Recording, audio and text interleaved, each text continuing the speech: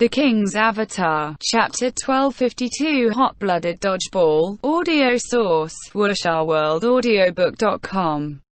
Chapter 1252, Hot-Blooded Dodgeball. Translator, Nomyami. Editor, Nomyami. Do as promised. He said he'd throw the match, so he threw the match. As expected, the crowd once again erupted with boos, but Song Qiang's expression right now was a bit subtle.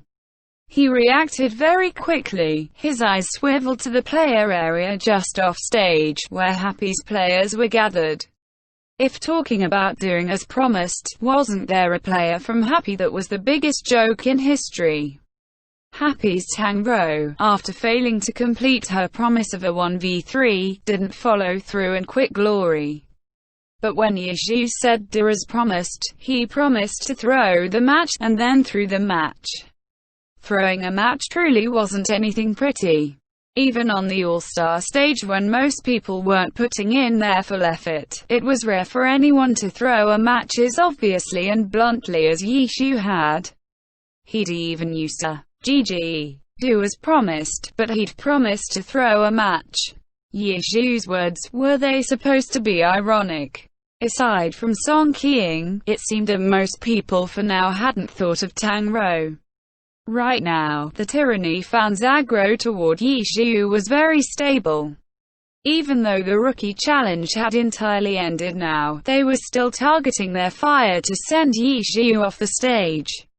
This day one of the All-Star Weekend, no matter how you looked at it, seemed to be designed for Tyranny fans.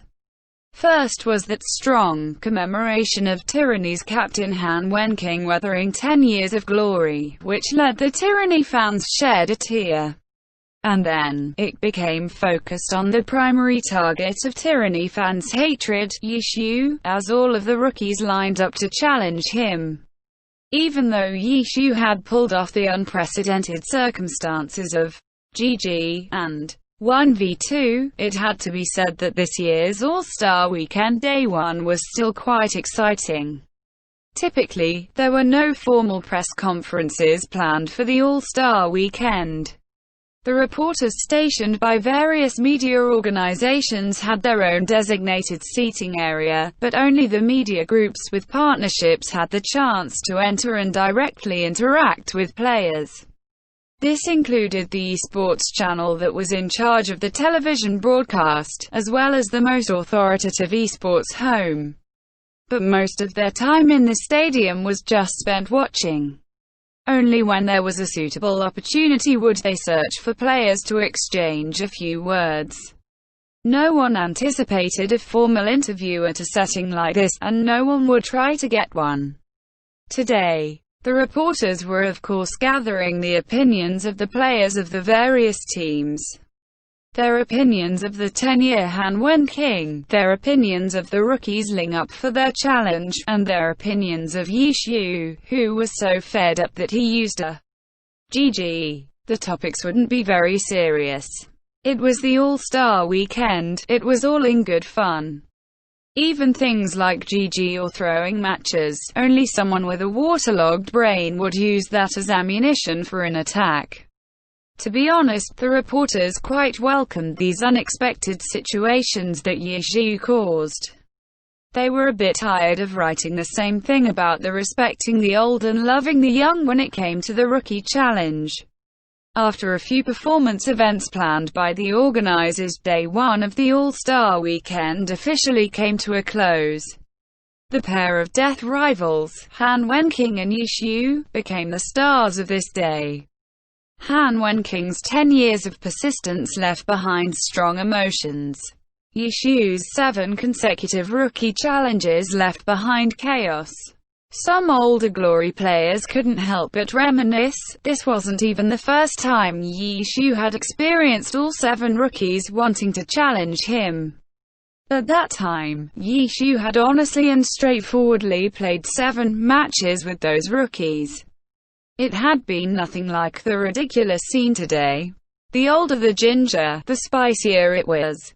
Yizhu alone demonstrated this point most vividly. You're really something. Quote, As the pro players mingled after the conclusion of the event, a number of players came to jokingly complain to Yi Shu in the backstage passageways. Thrown among this crowd, Chen Guo really felt like a dazzled fan. Once upon a time, these figures were all high and mighty, but now, they were all gathered right beside her, and everyone was really very ordinary. Just from this setting, it was impossible to tell how fierce were the characters that these players controlled in the world of glory. Li Zun, the Void Assassin who loved one-hit kills, was currently complaining to Royal Styles Tiansen about his toothache. It looked like Tiansen gave him a phone number, recommending some dentist. Chu Youngshu, Misty Rain's captain and the idol of female players, was accusing Zhang Xinji, originally from City X, of giving her a bad recommendation. The hot and sour rice noodles from a food street he had recommended to her didn't taste good at all. Too sour, Chu Youngshu said, baring her teeth as though she could still taste him. You probably put in too much vinegar, said Zhang Xinji, very serious. How much are you supposed to put in? Chu Youngshu asked. 7/10 of a spoon. Just use the little plastic spoon that comes with it, Zhang Xinji said. Spoon. Who used a spoon to add vinegar? And 7/10. Chu Youngshu bore her teeth again and directly abandoned Zhang Xinji to look for her close friend Su Mucheng. Miracles Guo Xiao and Tyranny's Song Qiang, those two youths somehow ended up together. Amidst the crowd of seniors, the two were holding a quiet discussion, occasionally shooting glances toward Happy's players, stopping at Yi Shu. It looked like these two were currently studying how to knock over the mountain that was Yi Shu. Chen Guo discovered that only the discussions among rookies tended to revolve around glory. The older players tended to talk about much more mundane topics. 301's Yang Kong and Tiny Herb's Wang Gxe were talking about recent housing prices. Jiang Botao and Zhu Bin were talking about European soccer. Tang Hao was complaining to Zhou Yuan about the weather in City N. He was originally in 100 Blossoms, and City K was his home. Only after transferring to Wind Howl did he have to move to the city they were in, City N. It had now been almost 2 years, but it looked like he still didn't much like his new city. Such ordinary topics allowed Chen Guo to truly feel that these were all very much real, living, breathing creatures. In the long passageway, the players didn't rest. They directly walked outside of the stadium, and then naturally said their goodbyes to each other, all going to their own team vehicles to head to the hotels where they were staying. Some teams were staying at the same hotels, and so the players instantly started mixing together and hitching rides randomly, continuing the topics they hadn't finished chatting about. Compared to normal match days, the atmosphere was much more relaxed between all of the players. Chen Guo could feel this clearly. The All-Star Weekend was really a good event. Amidst it all, Chen Guo smiled. The second day of the All-Star Weekend soon arrived. Compared to Day 1, Day 2's events were a bit more enriching, and there was some interaction with the live audience. They would choose some audience members to participate in the events alongside the pro players. WuxaWorldAudio.com. The first event would involve pitting glory characters against each other in mini-games. In these past years, the All-Star Weekend would use mods specially developed by the glory creators. It was common that afterwards, they would become available within the normal glory game, enhancing and diversifying the content of the game. And what was this year's mini-game? The All-Star Weekend had already made a public preview. First up was Hot-Blooded Dodgeball. It was called Dodgeball, but in reality, it didn't strictly follow the typical rules of Dodgeball. From the information that had been officially released, this game was more like the folk game Sandbag Toss. The rules were as follows. The participating teams would send 3 players on stage, and 2 teams would be pitted against each other at a time. Each team would take 1 turn defending and 1 turn attacking. The final victory was determined by how long the turn lasted. For this event, there would be 8 participating teams, 5 of them professional, and the other 3 made from randomly selected audience members. The players from the 5 participating pro teams quickly gathered on stage. The audience saw that they were players from Samsara, Thunderclap, Tiny Herb, Miracle, and Happy. These 5 teams were selected with some care. Samsara was the team with the vast lead. Thunderclap had demonstrated unexpectedly strong team performances. Tiny Herb hadn't lost a single group arena yet, and Happy and Miracle were the 2 new teams in the alliance that were doing unexpectedly well. These 5 teams were all attention-grabbing teams. There were only players from these 5 teams. From Samsara was Vice-Captain Jiang Botao leading Assassin Wu Qi and Blade Master Du Ming. Thunderclap had Captain Xiao Shichen himself on the roster, leading Elementalist Dai Yankee and the sharpshooter that transferred from Misty Rain, Lu Ying. Tiny Herb had Gao Yingji, Lu Xiaobi, and Zhou Yebai. Miracle had Shen Jian, Guo Shao, and Battle Mage Jia Xing. As for Happy, there was Wei Chen, Steamed Bun, and the player who had yet to appear on stage this season, someone whose first appearance would be in the fun atmosphere of All-Stars, Luoji. It was his first time on such a large stage, and Luoji was clearly a bit terrified. Even though he knew that this was just a game, but he couldn't help but be nervous. As he stood on stage, he had no idea what to do with his hands and feet. "Pull yourself together, you have me here," Steamed Bun said to him, patting his own chest. Having teammates beside him did allow some of Luoji's nervousness to dissipate. For the first time ever, Luoji thought that having Steamed Bun next to him was pretty nice. There weren't a lot of all-star level players participating in this event. This was also a way of purposefully making this more low-key. For one, it gave other pro players a chance to participate in the excitement, and for another, it saved the highest level show of the All-Star weekend for Day 3, with the All-Star competition. The pro players went on stage, and then it was time to select audience members. 1, 2, 3, 4, 5, 6, 7, 8, 9. 9 lucky audience members were chosen. Each was asked which team they supported, which players they liked and so on, which took up a bit of time. Fortunately, all of them had at least some understanding of glory. Next, the lucky audience members were randomly sorted into 3 teams, and the system began to randomly assign teams against each other. Even though it was a never-before-seen playing mechanism in Glory, the pro players had their base level of skill, so it was very unlikely that they would be defeated by some ordinary players. For a pro versus ordinary team matchup, the outcome was basically set. But there was one extra pro team, plus since the matchups were randomized, it wasn't guaranteed that 3 pro teams would face the audience teams. Indeed, in the end 2 audience teams were paired against each other, and Tiny Herb was matched against the third. The other 4 pro teams were matched against each other, 2 and 2. Looks like Samsara's win streak ends here. Quote, when interviewed by the host, Happy's Wei Chen saw their upcoming opponent and spoke with full confidence. Happy's opponent, Team Samsara, End chapter. The King's Avatar, Chapter 1253, Audio source, WurshaWorldAudiobook.com.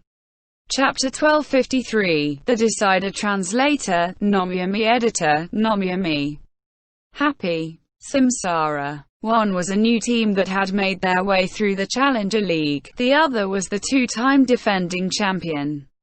At the start of the season, no one would have imagined that these 2 teams would become rivals. The opening match seemed to prove this point. Team Happy had lost to Team Samsara 0-10, a score that couldn't get any worse, and started their season with a stumble. Afterwards, Happy became more and more terrifying. Starting from round 9, they stopped losing, slaughtering their opponents with a record matching Samsara's 6-10-0s. Even though the total point difference between the two teams was a large 34 points, if one only looked at round 9 through round 17, Happy had won even more points than Samsara. Happy was completely informed now. Everyone believed this. After all, Happy was a new team. New teams always need an adjustment period. A rocky start was actually very logical. After getting past this difficult period of adaptation, Happy finally soared into the skies. The problems that the outside world had helped analyze for Happy were now cleanly resolved. For the issue of Fang Rui's class change, after finding his own path, his dirty chi master style was becoming more and more mature. For the issue of the team's unfamiliarity with an unspecialized, Happy's players had adapted very well, far faster than people had expected. From the very start, people seemed to have disregarded how good Happy was at adapting to this new class. The rookies Tang Rou, Steamed Buns, and Luo Ji didn't need to be mentioned. When they first came into contact with Glory, Lord Grim quickly appeared by their side. Perhaps in their minds, Glory originally had 25 classes, not 24. And among these 25 was the unspecialized. From the very start, the unspecialized problem didn't exist for them. As for Su Mucheng, as a pro player, an unspecialized hadn't been seen in many years, and she needed time to get familiar with this class. However, Su Mucheng was a player who understood Yixu well, so compared to anyone else, she had an advantage in adapting to Yixu's Lord Grim. As for Fang Rui, he didn't have the same level of connection as Su Mucheng did with Yixu, but Fang Rui just happened to be undergoing a class change. He coincidentally was also getting used to a new class. During his process of destruction into construction, he brought Lord Grim into his new system without any extra trouble, so he was able to fit in with Lord Grim much faster than the average pro player. For the same reason, when Qiao Yivan got into contact with Lord Grim, he happened to be changing classes too, so his story was the same as Fang Rui's. Wei Chen had 10 years of glory experience and An Wenyu was a healer, who had more of an observant role. As a result, getting familiar with Lord Grim was fast for them as well. Mo Fan was someone who had never coordinated with anyone before, so for him, he became familiar in another form of a destruction into construction process. Everyone in Team Happy coincidentally had this and that advantage in familiarizing themselves with an unspecialized. So after practicing hard and accumulating experience in matches, the team took form very quickly. The more Happy played, the smoother everything became. There was one point that could not be overlooked either. Happy's schedule at the start of the season had been quite the devil. Samsara, Tyranny, Blue Rain, Tiny Herb, these four powerhouses had matched against Happy in the first 8 rounds. Happy's poor win record was partly because of this reason. In any case, the current Happy was the most prominent team since the past 9 rounds. Their current ranking was 5th.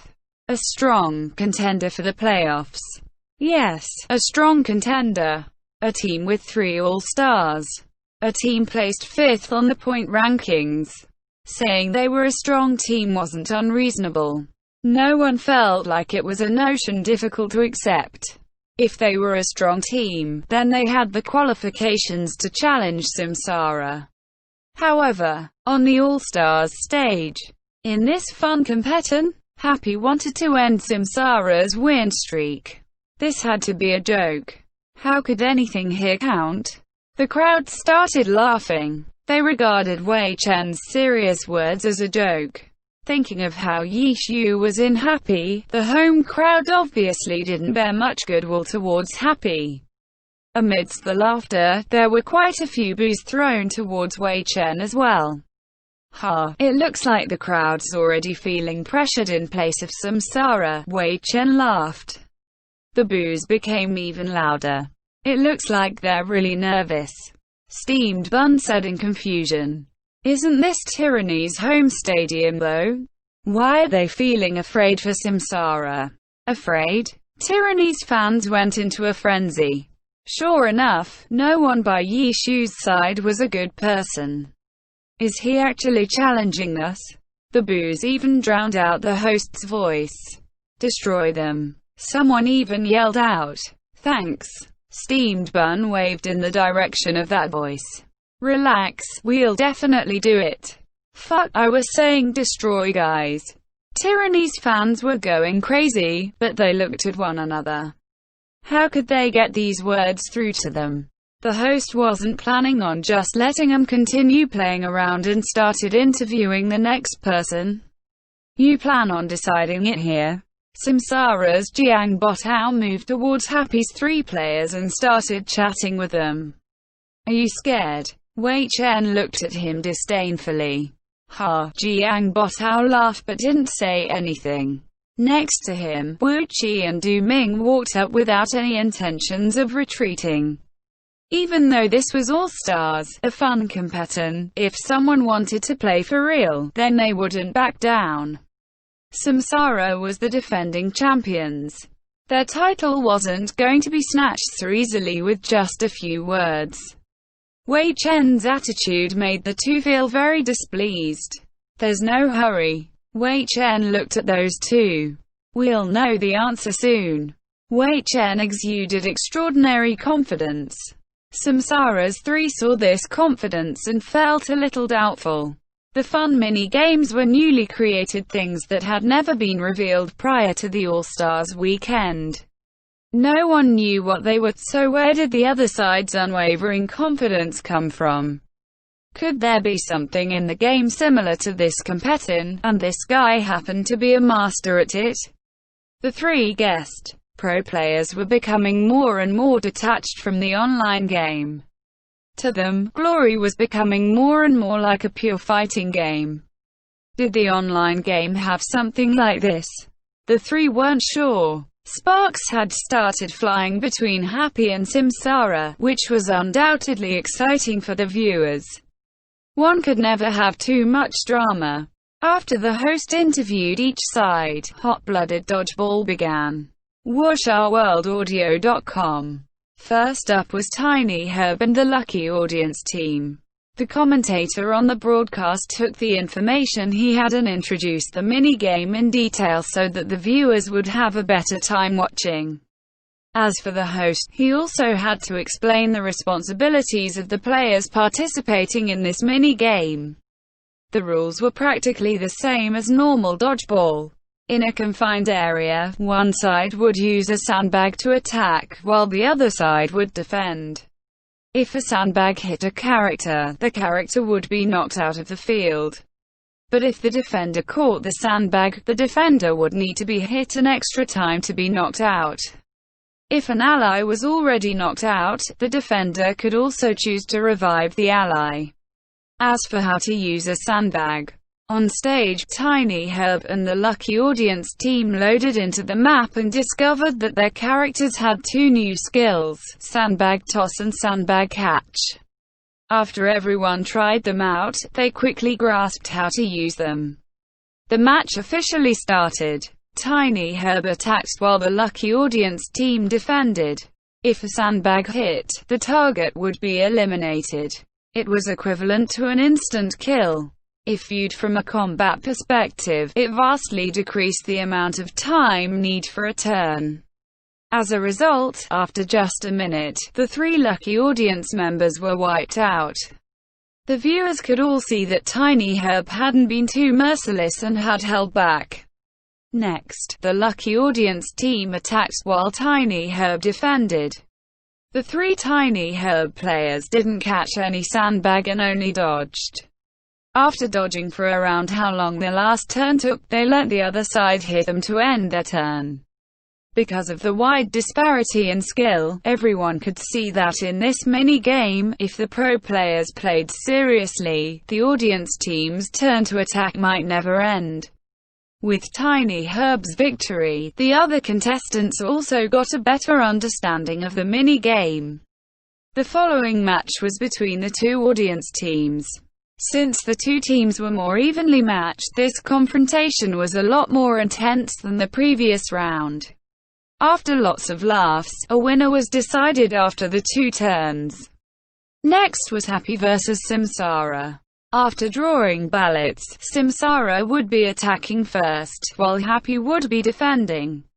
After watching the first four teams fight, the onstage players now had their own thoughts and ideas for this mini-game.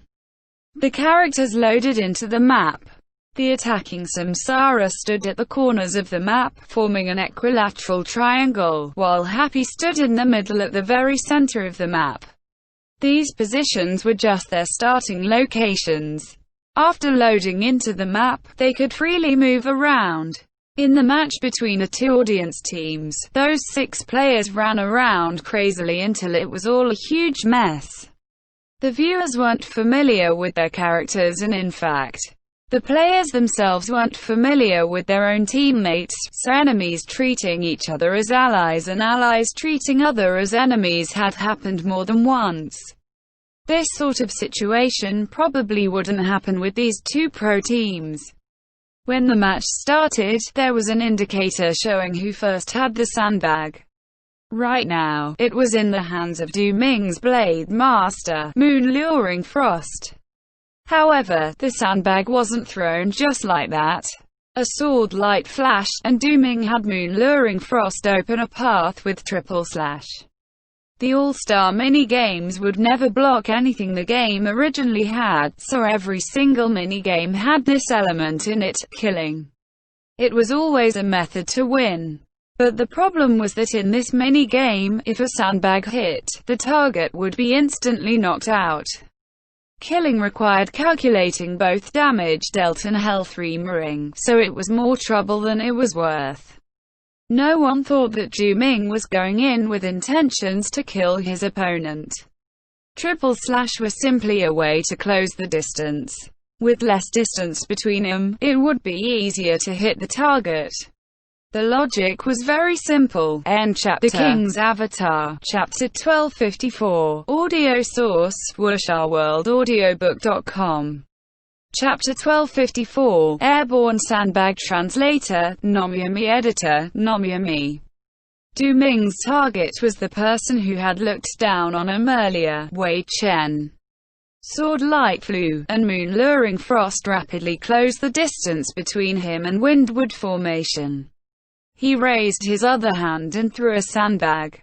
The sandbag's speed and distance depended entirely on the player's skill. How could a pro player lack that? The sandbag was like a shadow as it shot towards Windward Formation. Pooh! Hit! Du Ming felt delighted. You arrogant bastard, I got rid of you in just 3 seconds. But before he could laugh, he looked closer and saw that Windward Formation hadn't been hit. A small flying dragon had flown in front of Windward Formation. Who knew when his sandbag had hit this small flying dragon? It was undoubtedly Luoji who had summoned this small flying dragon. However, according to the minigame's settings, the sandbag was a godly killing weapon. When the sandbag hit, the small flying dragon was instantly knocked outside of the battlefield just like a player character. Nice job. Wei Chen praised Luoji. Luoji didn't have time to be happy though, as his nervous heart was about to leap out of his throat. When the match started, Wei Chen immediately told him to summon a creature to block an attack. Such a heavy responsibility gave Luoji huge amounts of pressure. He feared that he wouldn't be able to control it properly or not accurately enough. If his block missed, wouldn't it be Wei Chen being knocked out of the field? Fortunately, he succeeded, but he was more relieved than happy. Seeing that his small flying dragon had been knocked out, Luoji wanted to summon another one, but when he checked his skills, he discovered that he couldn't use them. His character was silenced. Luoji immediately understood. A summoner's creatures couldn't be used as an endless supply of shields in this mini-game. If a summon was hit by a sandbag, it would be locked and unable to be summoned again. If I catch a sandbag, will I be able to use the summon again? Luoji thought to himself. But he also knew that in this mini-game, if he caught a sandbag, it didn't make sense to use it on getting the summon back. The sandbag thrown at the small flying dragon dropped towards the ground. It wouldn't automatically return to the attacker's hands. The attacker had to pick it up himself. Du Ming's moon-luring frost was the closest to it. He hurried to grab it, but just before the sandbag hit the ground, a hand moved underneath the sandbag and caught it. Ha! Wei Chen laughed. Before a sandbag landed on the ground, it could be caught without question. As a result, Happy was able to pick one up, and the three players now had an extra life. The rules stated that after catching a sandbag, within 3 seconds, the sandbag need to be thrown away for an attacker to pick up. This was worthy of being exploited. Wei Chen looked at the other three's positions and found a gap, which was just behind Du Ming's moon-luring frost. He shouted, "Catch!" and Windward Formation chucked it. Du Ming immediately had moon-luring frost turn around. On the other hand, Wu Qi's assassin, Cruel Silence, also rushed towards it to hurry and catch it. But when the two sprinted for it, they realized that there was no sandbag. "Whoops, sorry. I dropped it on the ground." Wei Chen laughed honestly. The sandbag had slipped out of Windward Formation's hands, falling straight down onto Windward Formation's feet. The crowd erupted into thunderous boos. The viewers lashed out at Wei Chen's shamelessness one after the other. Wei Chen didn't care though. Happy's three characters had started moving away long before the sandbag hit the ground. For them, the farther they were away from the sandbags, the better. Du Ming coughed blood as his moon-luring frost turned around to pick up the sandbag. Wu Qi furiously had his Cruel Silence chase after him. Stay organized and maintain good positioning. Reduce their space and deal with them one by one. Jiang Botao yelled out. This mini-game looked easy, but in reality, there was a lot of strategy involved. The triangle starting position was a balanced way of positioning. How to move afterwards depended on the situation. Keeping up a constant stream of attacks was very important, so the three had to constantly be communicating. After Du Ming threw the sandbag, not only did the opponents play a dirty trick on them, even without that, just the small flying dragon blocking the sandbag and then forcing the attackers to run to pick it up was a serious interruption towards their offense. When throwing a sandbag, the path of the throw should be such that another attacker could catch the sandbag and continue attacking. This was the key to this mini-game for the attackers. Whether it was dodgeball, throwing sandbags, or this mini-game, this was always the strategy. Seeing Du Ming's moon-luring frost pick up the sandbag, Jiang Botao immediately had his empty waves move in an attempt to form a link with moon-luring frost's position. Who would have thought that before he could take more than a few steps, he would hear Du Ming curse loudly. When he turned around to look, he saw a hexagram prison trapping moon-luring frost. "You youngsters have got to open your eyes wider." Wei Chen sighed. Senior's methods are truly brilliant. Jiang Botao praised sincerely. "Oh, you child, you really know how to talk." Wei Chen laughed. Jiang Botao also laughed, but his hands hadn't stopped moving. Ice wave soared. Ice crystals spread, quickly moving towards Happy's three characters. Ice element skills with a chance of lowering movement speed could undoubtedly be effective at crucial moments. We were having such a good chat and then you suddenly launch a sneak attack. Kids these days are truly too shameless," Wei Chen said as his windward formation dodged to the side.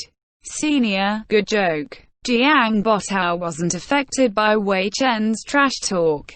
His ice wave sword didn't hit, so he swung his sword again with a fire wave. Fire blazed. Jiang Botao wanted to use this attack to restrict the opponent's movement options, but he didn't expect someone to just directly run through the fire waves and charge towards him. Powerful knee strike. Steamed bun invasion leaped up and his knee came crashing towards empty waves. Sigh, a miscalculation. Jiang Botao instantly realized that a purely offensive skill like Fire Wave Sword might be the least useful skills in this mini-game. With the threat of a one-hit kill sandbag, who could care about this sort of damage? Happy's steamed bun decisively chose to ignore this damage and charged straight through these fire waves. This sort of scene was simply too rare. Jiang Botao wasn't able to react in time, and Empty Wave's powerful knee strike slammed into him. Wu Qi had understood Jiang Botao's intentions, and his cruel silence positioned himself with Empty Waves. They were just waiting for Du Ming's moon-luring frost to break free from hexagram prison. WuxaWorldAudio.com. How could he have known Empty Waves would be sent flying away? For a moment, Wu Qi didn't know what to do. Everyone was still somewhat unfamiliar with this sort of mini-game. Hold them. Quote, at this moment, Du Ming's moon-luring frost had finally broken from hexagram prison. He shouted towards Wu Qi, telling him to form a pincer together. Happy were doing their utmost to avoid the sandbag from moon-luring frost. The three characters stopped grouping up and dispersed in different directions. Not only did they have to dodge moon-luring frost, they need to evade cruel silence as well. Jiang Botao saw Happy's movements and knew the other side also knew the key to this game. The attackers carrying sandbags were the most threatening characters, but the defenders could not just ignore the attackers without one. Sandbags could be passed around. Catch! Du Ming shouted and tossed a sandbag into the air. Wei Chen, who was in front of Du Ming, had windward formation dodge, but how could he have known the sandbag would be thrown so off target? This wasn't a direct attack, but an assist. Jiang Botao's Empty Waves remained calm and collected and went into an extremely good position. Du Ming learned from Wei Chen's cheap trick and returned the favor with a shout of his own. The sandbag was instead passed to Empty Waves. From Jiang Botao's position to moon-luring frost throw, it was hard to know what Samsara was planning, but in an instant, they suddenly sped up. After Empty Waves caught the sandbag, his hands didn't stop moving. He threw the sandbag, not at the opponent directly in front of him, but towards concealed light to the side of him. Luoji turned pale with fright. He mashed his keys in a fluster and was able to dodge it, but when he turned around, he saw that Cruel Silence had unexpectedly used Xing Cut to instantly reach his rear. Cruel Silence extended his hands, catching Empty Waves' sandbag, and threw the sandbag. Hit! This time, it was a hit. Samsara's sudden acceleration had caught Luoji off guard. This sandbag struck concealed light squarely. However, at the start of the match Wei Chen's windward formation was able to catch a sandbag, giving Happy an extra life. As a result, this hit didn't knock concealed light off the stage. Samsara's offense wasn't over yet though.